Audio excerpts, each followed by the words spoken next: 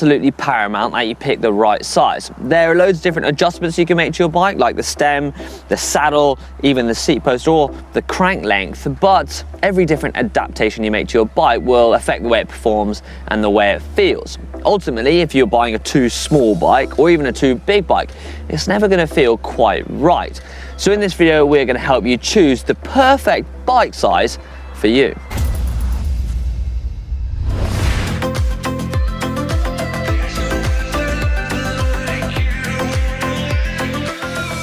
Before we start, let me explain sizing, because it's not quite as simple as just basing the bike around how tall you are. Most manufacturers will label their bike in sizes small, medium or large, etc. But others will also label them with a number. These generally range from 48 to 62, and that corresponds to a measurement in centimetres from the bottom bracket, which is down here, to the top of the top tube. There is, however, nothing consistent about the way manufacturers measure their bikes. Just because you've always had a 54 from one brand doesn't mean that a 54 from another brand will fit you. The effective seat tube length is just one of three really important ways of measuring your next bike. The other two ways of measuring your bike are known as reach and stack, and these are internationally regarded standards. The reach refers to a centre line from the bottom bracket measured to the centre line of the head tube, and your stack refers to a very similar measurement, but then includes the height of the bike as well. It might sound slightly complicated, but hopefully the graphic on your screen will help. Now, it's kind of like buying a pair of trousers. Trousers come with a waist size, but they also come with a leg length. And much like buying trousers, you will have to try on several pairs or ride several different bikes to find the perfect fit for you. Before we get onto that though, let's get one easy but fundamental point under our belts first. Now that is, what is our saddle height and how can we find it? Now a really easy way is to find a wall like this. Get onto your bike, placing both hands on the handlebars. Place one pedal all the way down to 6 o'clock. Now put your heel on the pedal. Now you should find your legs straight. Then, when you go to clip in and put it back into normal position, you find your leg is slightly bent. Really easy, but really effective way of finding the right saddle height for you. Finding your correct saddle height is relatively easy, and that's because you've got plenty of scope for adjustment. When it comes to setting your reach though, you're much more restricted in the adjustments that you can make, even though it is potentially more important to your comfort on the bike. Now the reach of different bikes will vary within a manufacturer, but also from brand to brand, and this depends on the type of riding the bike is designed for, but also the size of the bike you're riding. Racing bikes, like the ones you'll see at the Tour de France, are generally really long and really low, whereas a gravel bike will be a little bit shorter and higher. The numbers that refer to how the bike will be are known as stack and reach, if you remember those from earlier. If you're new to cycling, you're relatively more relaxed about your riding, or you're a little bit less flexible, you'll probably favour something that's shorter and higher.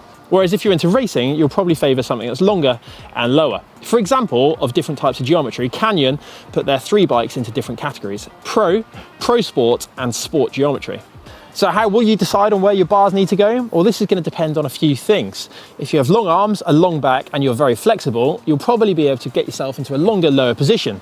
If you're less flexible or you have a shorter back and arms, then the opposite is of course true as well. And then finally, the type of riding that you do is going to play a factor as well. Generally speaking though, with your saddle in the correct position, the relationship from your shoulder to hip angle should be 40 to 45 degrees to horizontal underneath your wheels, with your arms then protruding at 80 to 90 degrees down to the bars. If you do need to adjust the height of your bars, this is relatively quick and easy to do so by adjusting the spacers, whipping them out and putting them beneath to raise your bars, or vice versa to lower them.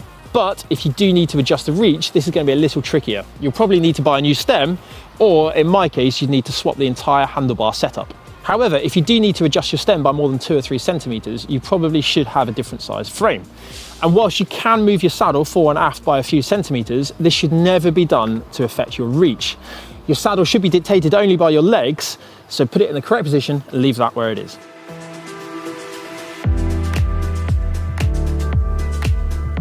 So you found the bike you absolutely love, but you're kind of in between sizes. Maybe it's a 54 or a 56, a medium or a large. Now the difference between both of these bikes is the stack and the reach.